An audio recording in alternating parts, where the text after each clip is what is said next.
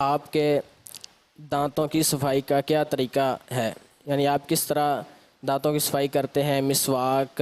اور خلال، اور کس وقت کرتے ہیں؟ بعض اسلام بھائیوں کو ایسا ہوتا ہے کہ خلال وغیرہ کرنے سے خون آ جاتا ہے، یا مسواک وغیرہ کے ذریعے سے بھی، تو کس وقت خلال اور مسواک کرنی چاہیے؟ اس بارے میں آپ رہنمائی فرما دیں۔ اصل میرے بھی خون آتا تھا، میں نے اسکیلنگ بھی کروائی ہیں چند بار، ٹاٹر جم جاتا تھا۔ پھر وہ جب سے پیٹ کا قفل مدینہ کی کتاب کا وہ ترکیب، اس کے بعد سے میرے دانتوں کے کئی امراض چلے گئے۔ اس توجہ نہیں تھی کہ یہ کھانے پینے میں احتیاط سے اس طرح کے امراض چلے جاتے ہیں۔ ایک تو یہ کہ کھانے پینے میں احتیاط کریں گے، کیونکہ بعض اوقات پیٹ کی خرابی سے یہ ہوتا ہے، بعض اوقات منہ صاف نہ کرنے سے جو غذائی اجزاء جو ہوتے ہیں یہ مسوڑ اور دانت کے درمیان آ جاتے ہیں، یہ چونے جیسا بناتے ہیں، اس کو ٹارٹر بولتے ہیں یہ ڈاکٹری اس میں، تو یہ جم جاتا ہے، پھر اس کے بہت پیسے لیتے ہیں، تکلیف بھی ہوتی ہے نکالنے میں۔ اب مجھے برسوں ہوگا ٹارٹر نکالوانے کی، اسکیلنگ کی ضرورت نہیں پڑی، الحمدللہ رب العالمین۔ تو یہ ایک تو کر لیں آپ، خون اس لیے ہو سکتا ہے نکلتے ہوں، دو میں سے ایک وجہ پیٹ کی خرابی یا منہ کی صفائی نہ کرنا۔ اور بدبو کا تو یہ حال ہے منہ کی کہ اب جیسے میں لائن میں لگ کے ملتے ہیں نا، بعض اوقات بدبو کے بھپکے اڑاتے ہوئے آ رہے ہوتے ہیں، ان کو پتہ نہیں چلتا، مجھے سانس روکنی پڑتی ہے، وہ جلدی جائے تو اچھا، مزہ نہیں آتا، بول رہا ہے تو بدبو اس کے منہ سے نکل رہی ہوتی ہے۔ اچھا خود پتہ نہیں چلتا اپنے آپ کو بدبو کا، کہ ناک اٹ جاتی ہے، جیسے بھنگی کو بدبو کا پتہ نہیں چلتا، اس کو ناک اٹی ہوئی ہوتی ہے اس کی۔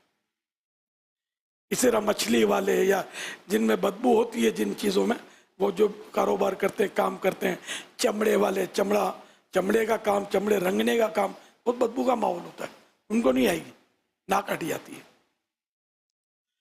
تو بہرحال یہ کہ منہ صاف کرنا بہت ضروری ہے۔ مسجد میں یہ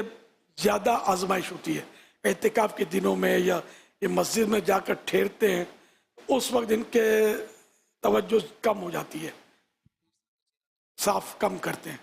بدبو ہو جاتی ہے، اور منہ میں بدبو ہونے کی حالت میں مسجد کا داخلہ حرام ہے۔ ایک تو جو سب سے بہترین طریقہ یہی ہے کہ اچھی طرح خلال کرے، سب نکال لے، ریشے اجزاء کھانے کے، اور مسواک اچھی طرح کرے۔ ہم لوگ کیا کرتے ہیں، یعنی کہ اس کو رگڑنا ہے، مسواک کو اچھی طرح اللہ توفیق دے رگڑے۔ اب گنتی طے کر رہے ہیں کہ ہر جگہ جہاں جہاں رگڑیں گے وہاں کم از کم 14 مرتبہ، 15 مرتبہ، 13 مرتبہ رگڑیں گے۔ پھر ادھر آ گئے، اب ادھر بھی رگڑیں، جتنا مطلب آپ کا طے ہو جائے اتنا آپ ہر جگہ یہ رگڑیں، دیر تو لگے گی، تو یہ پھر جا کر اندر پہنچے گا نا اس کا اچھا اثر۔ مسواک اچھی ہو، ہر مسواک اچھی، لیکن بہرحال میں جو کہنا چاہتا ہوں، لینا بھی نہیں آتی نا مسواک، تو اب پوچھوں کس کس کے پاس ہے تو پھر بھی مشکل ہو جائے گی، کہ کون بتائے گا کہ میرے پاس مسواک ہے، ہوگی تو بتائے گا نا، ہے نا، 10-20 کے پاس ہوگی، لیکن اکثریت کے پاس نہیں ہے۔ میری مسواک میں صرف ترغیب کے لیے اور شوق سے رکھتا ہوں، لیکن استعمال کم آتی ہے، یعنی یہ مسواک کبھی کبھی آئی ہے یہ بھی استعمال، جیسے موقع آ جاتے ہیں، لیکن کم۔ عام طور پہ میرے تو وضو خانہ گھر پہ ہی وضو ہو یا فضان مدینہ، تو میرے پاس مسواک نہیں، مسواکیں الحمدللہ تشریف فرما رہتی ہیں، تو اس کا شوق پیدا کرے، سنت ہے یہ۔ اب آئندہ سب نے خریدنی ہے، یعنی پھر ہفتہ مسواک منانا پڑے گا، جلدی جلدی آپ خرید لیں، اور رسالہ نہ پڑھا ہو تو پڑھ لیں، مسواک شریف کے فضائل، یہ بہت پیارا رسالہ ہے، مختصر تھا، یہ 15-20 پیج کا ہوگا، اس کو پڑھ لیں، ٹھیک ہے نا۔ اور پڑھ لیا ہو تو بھی پڑھ لیں تاکہ رینیو ہو جائے اور آپ کے پاس مسواک آ جائے، اور آ جائے تو ایسی آ جائے کہ بس پھر وہ قبر تک ساتھ رہے۔ یہ سنت سینے سے کلیجے سے لگا کے رکھیں، یہاں لگائی ہے نا، سینہ بھی ہے، کلیجہ بھی ہے، دل بھی ہے،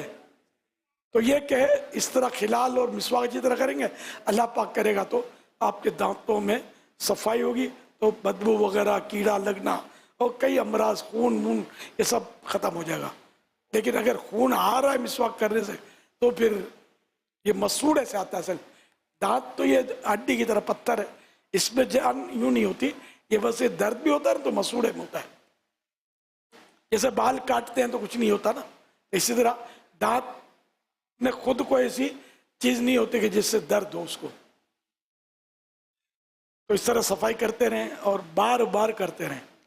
سوتے وقت، جاگتے وقت، ضائع نصیب کھاتے وقت، کھانے کے بعد، جو مطلب موقع ملتا رہے آپ یہ کرتے رہیں۔ گھر باہر سے گھر میں گئے تو مسواک، یہ مطلب اس میں آپ کو مل جائے گی سبھی تفصیل رسالے میں انشاءاللہ الکریم۔ مسواک کرتے رہیں گے تو میٹھا مدینہ ہو جائے گا۔ میں وہ بھی استعمال کرتا ہوں کھانے کا سوڈا، یہ منہ میں بھر لیا، تھوڑا سا 2-3 منٹ رکھنے سے یہ کیا دانتوں کا کچھ نہ کچھ میل کچیل یہ چھڑا لیتا ہے۔ چائے پیا تو کافی چھڑا لے گا، چائے دانتوں کو پیلا کرتے ہیں۔ اس طرح کوئی غذا کھانے کے بعد، کھانا کھانے کے بعد 2 منٹ کے لیے اندر اگر یہ آپ کے سوڈا ہو جائے نا، کھانے کا سوڈا تھوڑا سا، تو انشاءاللہ اس سے بھی آپ کی صفائی، پھر بھلے مسواک سے اس کو رگڑیں بھی تو بھی انشاءاللہ بہت اچھی صفائی ہو جائے گی، فائدہ ہوگا انشاءاللہ۔ لیکن اگر منہ میں چھالے ہیں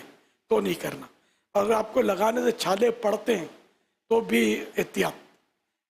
یہ تبھی چھالوں پر کریں تو جلن مچے گی، ہو سکتا ہے چھالا بڑھے، پھر چھالا صحیح ہو جائے تو پھر کر سکتے ہیں۔ اگر کسی اور وجہ سے چھالا ہے تو خود سوڈا کی وجہ سے تو غالباً چھالا ہونا نہیں چاہیے، میرا تو بہت سالوں سے الحمدللہ اس پر عمل ہے۔